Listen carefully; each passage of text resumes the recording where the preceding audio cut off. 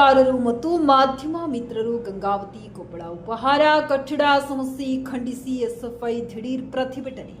ಇಂದು ಗಂಗಾವತಿ ನಗರದ Lingaraj ಕ್ಯಾಂಪ್ನಲ್ಲಿರುವ D Devaraj Arasu metric ನಂತರ ಬಾಲಕಿಯರ ವಸತಿ ನಿಲಯದಲ್ಲಿ ಉಪಹಾರ ಕಟ್ಟಡ ಶೌಚಾಲಯ ಸೇರಿದಂತೆ ಹಲವು ಮೂಲಭೂತ ಸಮಸ್ಯೆಗಳು ತೀವ್ರವಾಗಿರುವ ಹಿನ್ನೆಲೆ ವಿದ್ಯಾರ್ಥಿನಿಯರು ಎಸ್ಎಫ್ಐ ನೇತೃತ್ವದಲ್ಲಿ ಗಂಗಾವತಿ ತಾಲೂಕು ಕಚೇರಿ ಎದುರು ದಿಢೀರ್ ಪ್ರತಿಭಟನೆ ನಡೆಸಿದರು.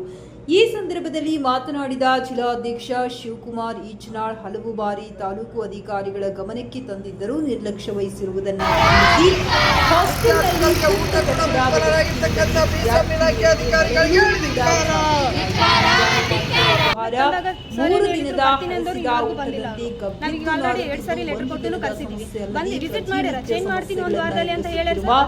ವಿದ್ಯಾರ್ಥಿಗಳ ಸಂಕಷ್ಟಕ್ಕೆ ಸಮಸ್ಯೆಗಳನ್ನ ನಮ್ಮ ಮೇಲೆ ಹಾಕ್ತಿದ್ದಾರೆ ಸರ್. ನಂತರ ಮಾತನಾಡಿದ ಜಿಲ್ಲಾ ಕಾರ್ಯದರ್ಶಿ ಬಾಲಾಜಿ ಚಳ್ಳಾರಿ, ಉಪಹಾರ ಸರಿಯಾಗಿ ನೀಡದ ಕಾರಣ ವಿದ್ಯಾರ್ಥಿನಿಯರು ಮುಂಜಾನೆಯಿಂದಲೇ ಉಪವಾಸ ಪ್ರತಿಭಟನೆ ನಡೆಸುತ್ತಿದ್ದಾರೆ. ಶಿಕ್ಷಣ ಮತ್ತು ಸಮಸ್ಯೆಗಳ ನಡುವೆ ದಿನನಿತ್ಯ ಹೋರಾಟ ನಡೆಸುತ್ತಿರುವ ಪರಿಸ್ಥಿತಿ ನಿರ್ಮಾಣವಾಗಿದೆ. ಅಧಿಕಾರಿಗಳು ಉಡಾಫಿಯ ಉತ್ತರ ನೀಡುತ್ತಿದ್ದು ತಕ್ಷಣ ಕ್ರಮ ಕೈಗೊಳ್ಳಬೇಕೆಂದು ಆಗ್ರಹಿಸಿದರು. ಪ್ರತಿಭಟನೆಯಲ್ಲಿ ಹಲವಾರು ವಿದ್ಯಾರ್ಥಿನಿಯರು ತಮ್ಮ ಅಳಲನ್ನ ವ್ಯಕ್ತಪಡಿಸಿದರು. ಪ್ರತಿಭಟನೆಗೆ ಬೆಂಬಲ ಸೂಚಿಸಿ ಮಾತನಾಡಿದ ಕೃಷಿ ಕೂಲಿಕಾರ ಸಂಘದ ಕಾರ್ಯದರ್ಶಿ ಕೆ ಹುಸೇನಪ್ಪ, ರೈತ, ಕಾರ್ಮಿಕ, ಕೃಷಿ ಕೂಲಿಕಾರರ ಮಕ್ಕಳಾದ ವಿದ್ಯಾರ್ಥಿನಿಯರು ಇಂತಹ ದುರ್ವ್ಯವಸ್ಥೆಯಲ್ಲಿ ವಾಸಿಸುವುದು ಖಂಡನೀಯ. ವಿದ್ಯಾರ್ಥಿಗಳ ಹೋರಾಟಕ್ಕೆ ಸದಾ ಬೆಂಬಲ ಇರುತ್ತದೆ ಎಂದು ಹೇಳಿದರು. ನಂತರ ಸ್ಥಳಕ್ಕೆ ಆಗಮಿಸಿದ ಗಂಗಾವತಿ ತಾಲೂಕು ಕಾರ್ಯನಿರ್ವಾಹಕ ಅಧಿಕಾರಿ ಹಾಸ್ಟೆಲ್ ಕಟ್ಟಡ ಬದಲಾವಣೆಗೆ 15 ದಿನಗಳ ಅವಧಿ ಕೋರಿ ಉಪಹಾರ ಸೇರಿದಂತೆ ಎಲ್ಲಾ ಸಮಸ್ಯೆಗಳನ್ನು ಬಗೆಹರಿಸುವುದಾಗಿ ಭರವಸೆ ನೀಡಿದರು. ಅಲ್ಲದೆ ಬಿಸಿಎಂ ತಾಲೂಕು ಅಧಿಕಾರಿ ಶಿವಶಂಕರ್ ಅವರಿಗೆ ತಕ್ಷಣ ಕ್ರಮ ಕೈಗೊಳ್ಳುವಂತೆ ಎಚ್ಚರಿಕೆ ನೀಡಿದರು. ಈ ಪ್ರತಿಭಟನೆಯಲ್ಲಿ ಜಿಲ್ಲಾಧ್ಯಕ್ಷ ಶಿವಕುಮಾರ್ ಈಚನಾಳ್, ಜಿಲ್ಲಾ ಕಾರ್ಯದರ್ಶಿ ಬಾಲಾಜಿ ಚಳ್ಳಾರಿ, ಸಿಐಟಿಯು ಜಿಲ್ಲಾ ಕಾರ್ಯದರ್ಶಿ ಮಂಜುನಾಥ್ ಡಗ್ಗಿ, ಮೌನೇಶ್ ಲಿಂಗನಬಂಡಿ, ಅಕ್ಬರ್, ಮಾರುತಿ, ವಿಠಲಪುರ, ಚೈತ್ರಾ, ಸಜ್ಜನ್, ವಿದ್ಯಾರ್ಥಿಗಳಾದ ಕಾವೇರಿ, ತನುಜಾ, ಬಸಮ್ಮ, ಪ್ರವೀಣಿ, ಭಾರತಿ, ಶ್ರೀದೇವಿ, ಅರುಂಧತಿ ಸೇರಿದಂತೆ ವಸತಿ ನಿಲಯದ ವಿದ್ಯಾರ್ಥಿಗಳು ಉಪಸ್ಥಿತರಿದ್ದರು.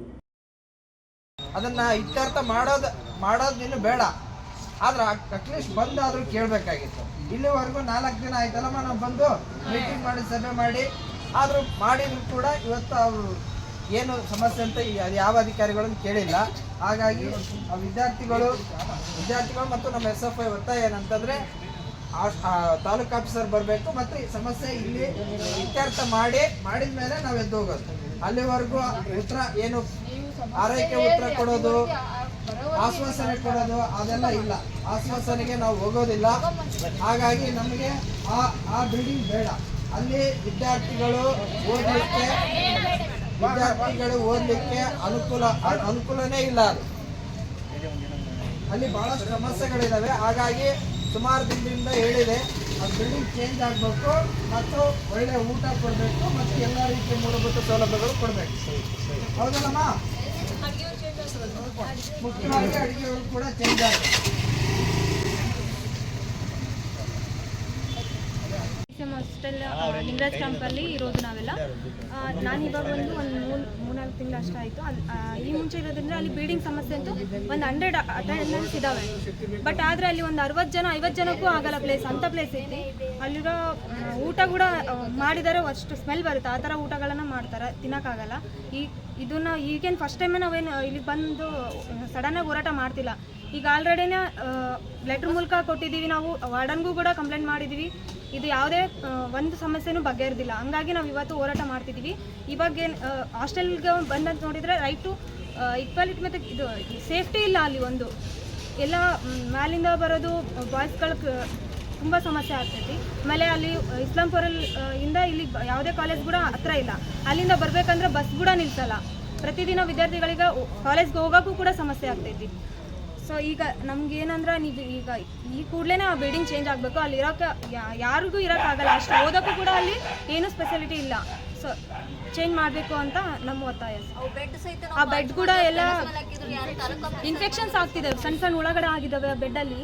ಅಲ್ಲಿ ಇರೋಕ್ಕಂತೂ ಯಾರು ಕೂಡ ಇರೋಕ್ಕಾಗಲ್ಲ, ಅಷ್ಟು ಕಡಿದಾಗಿದೆ ಜಾಗ. ಕರ್ಕೊಂಡು ಇವತ್ತು ದಿಢೀರ್ ಪ್ರತಿಭಟನೆ ಮಾಡಲಿಕ್ಕೆ ಮುಖ್ಯ ಕಾರಣ ಏನಂತಂದ್ರೆ ಇವತ್ತು ಒಂದು ವಸತಿ ನಿಲಯದಲ್ಲಿ ಮೆನು ಚಾರ್ಟ್ ಪ್ರಕಾರ ಏನು ಆಹಾರ ಮಾಡಿದ್ರು ಆ ಆಹಾರ ಹೇಗಿದೆ ಅಂತಂತಂದ್ರೆ 3 ದಿನದ ಹಿಂದ್ಗಡೆ ಇರ್ತಕ್ಕಂಥ ಅಳಸಿದ ಆಹಾರದ ರೀತಿಯಲ್ಲಿ ವಾಸನೆ ಬರ್ತಾ ಇದೆ. ನೀವು ನೋಡ್ಬೋದು ಇಲ್ಲೇ ಕೂಡ ಆಹಾರವನ್ನು ತಗೊಂಡು ಬಂದು ಇವತ್ತು ವಿದ್ಯಾರ್ಥಿಗಳು ಪ್ರತಿಭಟನೆಯನ್ನು ಮಾಡ್ತಾ ಇದ್ದಾರೆ. ಅದಕ್ಕೆ ಇವತ್ತಿಲ್ಲಿರ್ತಕ್ಕಂಥ ಸಮಸ್ಯೆ ಏನಿದೆ ಅಂತಂದ್ರೆ ಈ ಒಂದು ಹಾಸ್ಟೆಲ್ ಇರ್ತಕ್ಕಂಥ ಸಮಸ್ಯೆಗಳ ಬಗ್ಗೆ ಹಲವಾರು ಬಾರಿ ವಸತಿ ನಿಲಯದ ನಿಲಯ ಪಾಲಕರ ಗಮನಕ್ಕೂ ಕೂಡ ತಂದಿದೆ. ಹಾಗೆ ಅದೇ ರೀತಿಯಾಗಿ ಇಲ್ಲಿರ್ತಕ್ಕಂಥ ಒಬ್ಬ ತಾಲೂಕು ಅಧಿಕಾರಿಗಳ ಗಮನಕ್ಕೂ ಕೂಡ ತಂದಿದ್ರು ಕೂಡ ಇವತ್ತು ಒಬ್ಬ ತಾಲೂಕು ಅಧಿಕಾರಿಗಳಾಗಿ ಒಂದು ತಮ್ಮ ಕರ್ತವ್ಯವನ್ನು ಮರೆತು ಇವತ್ತು ಹಾಸ್ಟೆಲ್ಗೆ ಹೋಗಿ ವಿಸಿಟ್ ಕೊಟ್ಟು ಸಮಸ್ಯೆ ಏನಿದೆ ಅಂತ ಕೇಳಬೇಕಾಗಿತ್ತು. ಆ ಒಂದು ಕರ್ತವ್ಯವನ್ನು ನಿರ್ಲಕ್ಷ್ಯದಿಂದ ಮಾಡಿ ಇವತ್ತು ತಾವು ಇಲ್ಲಿ ಅಧಿಕಾರಿಗಳು ಇರೋದಾದರೂ ಏನಕ್ಕೆ ತಮ್ಮ ಕರ್ತವ್ಯವನ್ನು ಪಾಲಿಸಲಿಲ್ಲ ಅಂತಂದರೆ ನಮಗೆ ಇಲ್ಲಿರ್ತಕ್ಕಂಥ ಅಧಿಕಾರಿಗಳ ಅವಶ್ಯಕತೆ ಇಲ್ಲ. ಹಾಗೆ ನಿಮ್ಮಂಥ ಅಧಿಕಾರಿಗಳು ನಮ್ಮ ಒಂದು BCM ಇಲಾಖೆಗೆ ಬೇಕಾಗಿಲ್ಲ ಅಂತಕ್ಕಂಥ ಒಂದು ಪ್ರಶ್ನೆಯನ್ನು ಇವತ್ತು ವಿದ್ಯಾರ್ಥಿಗಳು ಈ ಮೂಲಕ ಹೇಳಲಿಕ್ಕೆ ಇಷ್ಟಪಡ್ತಾ ಇದ್ದೀವಿ. ಏನಂತಂದರೆ ಇವತ್ತು ಮುಖ್ಯವಾಗಿ ನೀವು ಗಮನಿಸ್ಬೋದು ಇಲ್ಲಿ ಬಂದಿರತಕ್ಕಂಥ ಪ್ರತಿಯೊಬ್ಬ ವಿದ್ಯಾರ್ಥಿ ಕೂಡ ಪ್ರತಿದಿನ ಸಮಸ್ಯೆಯನ್ನು ಹೇಳ್ತಾ ಇದ್ದಾರೆ. ಅಲ್ಲಿರ್ತಕ್ಕಂಥ ಬಿಲ್ಡಿಂಗ್ ಸಮಸ್ಯೆ ಇದೆ, ಊಟದ ಸಮಸ್ಯೆ ಇದೆ, ಅಲ್ಲಿರ್ತಕ್ಕಂಥ ವಿದ್ಯಾರ್ಥಿಗಳು ಮಲ್ಕೊಳ್ಳಿಕ್ಕೆ ಒಂದು ಬೆಡ್ಗಳ ಸಮಸ್ಯೆಯಿಂದ ಹಿಡಿದು ಅಲ್ಲಿರ್ತಕ್ಕಂಥ ಒಂದು ಓಣಿಯ ಕಾಲೋನಿಯ ಸಮಸ್ಯೆ ಕೂಡ ಇದೆ. ಅಲ್ಲಿರ್ತಕ್ಕಂಥ ಒಂದು ಪುಂಡು ಪೋಖರಿಗಳು ಇವತ್ತು ಹಾಸ್ಟೆಲ್ ಮೇಲೆ ಹೋಗಿ ಇವತ್ತು ಒಂದು ವಿದ್ಯಾರ್ಥಿಗಳಿಗೆ ತೊಂದರೆ ಕೊಡ್ತಕ್ಕಂಥ ಕೆಲಸ ಆಗಿದ್ರು ಕೂಡ ಇಲ್ಲಿ ತಾಲೂಕು ಅಧಿಕಾರಿಗಳು ಏಕೆ ಕಣ್ಮುಚ್ಕೊಂಡು ಕೂತ್ಕೊಂಡಿದ್ದಾರೆ? ಹಾಗಿದ್ರೆ ತಮ್ಮ ಕೆಲಸ ಏನು? ಇವತ್ತು ತಮ್ಮ ಕೆಲಸ ತಾವು ಮಾಡೋಕ್ಕಾಗಲ್ಲ ಅಂತಂದರೆ ತಮ್ಮ ಒಂದು ಕರ್ತವ್ಯಕ್ಕೆ ರಿಸೈನ್ ಮಾಡಿ ಹೋಗಲಿ, ಬೇರೆ ಅಧಿಕಾರಿಗಳಾದರೂ ಬರಲಿ. ಇವಾಗ ಇಲ್ಲಿವರೆಗೂ ಕೂಡ ಒಂದು ಸುಮಾರು 3 ಗಂಟೆ ಆಗಿದೆ, ವಿದ್ಯಾರ್ಥಿಗಳು ಇಲ್ಲಿ ಬಂದು ಕೂತ್ಕೊಂಡಿದ್ದೀವಿ. ಬೆಳಗ್ಗೆ 9 ಗಂಟೆಯಿಂದ ಸುಮಾರು ಇವತ್ತು 1 ಗಂಟೆ ಆಗಿದ್ರು ಕೂಡ ತಾಲೂಕು ಅಧಿಕಾರಿಗಳು ಪ್ರತಿಭಟನಾ ಸ್ಥಳಕ್ಕೆ ಬರ್ತಾ ಇಲ್ಲ. ಈ ಕೂಡಲೇ ಈ ಒಂದು ವಿಷಯ DO ಅವ್ರ ಗಮನಕ್ಕೂ ಕೂಡ ತಂದಿದೆ. ಅಲ್ಲಿರ್ತಕ್ಕಂಥ ಆಗಿದ್ರೆ ಜಿಲ್ಲಾಧಿಕಾರಿಗಳ ಕರ್ತವ್ಯ ಏನು? ಹೀಗೆ ಈ ಕೂಡಲೇ ಇಲ್ಲಿಗೆ ಸಂಬಂಧಪಟ್ಟಿರ್ತಕ್ಕಂಥ ತಾಲೂಕು ಅಧಿಕಾರಿಗಳು ಬರಬೇಕು, ಹಾಗೆ ತಾಲೂಕು ಪಂಚಾಯತಿ ಇರ್ತಕ್ಕಂಥ ಕಾರ್ಯನಿರ್ವಾಹಕ ಅಧಿಕಾರಿಗಳು ಬರಬೇಕು. ಒಂದು ವೇಳೆ ಬರಲಿಲ್ಲ ಅಂತಂದರೆ ಭಾರತ ವಿದ್ಯಾರ್ಥಿ ಫೆಡರೇಷನ್ SFI ಜಿಲ್ಲಾ ಸಮಿತಿ ಮತ್ತು ತಾಲೂಕು ಸಮಿತಿ ನೇತೃತ್ವದಲ್ಲಿ ರಸ್ತೆಯನ್ನು ತಡೆದು ಇವತ್ತು ಅಧಿಕಾರಿಗಳ ಕಚೇರಿ ಏನಿದೆ ಆ ಕಚೇರಿಯನ್ನು ಮುತ್ತಿಗೆ ಹಾಕ್ತೀವಿ ಅಂತೇಳಿ ಈ ಮೂಲಕ ಆಗ್ರಹಿಸ್ತಿದ್ದೇವೆ. ಇಂಕ್ವಿಲಾಬ್ ಜಿಂದಾಬಾದ್.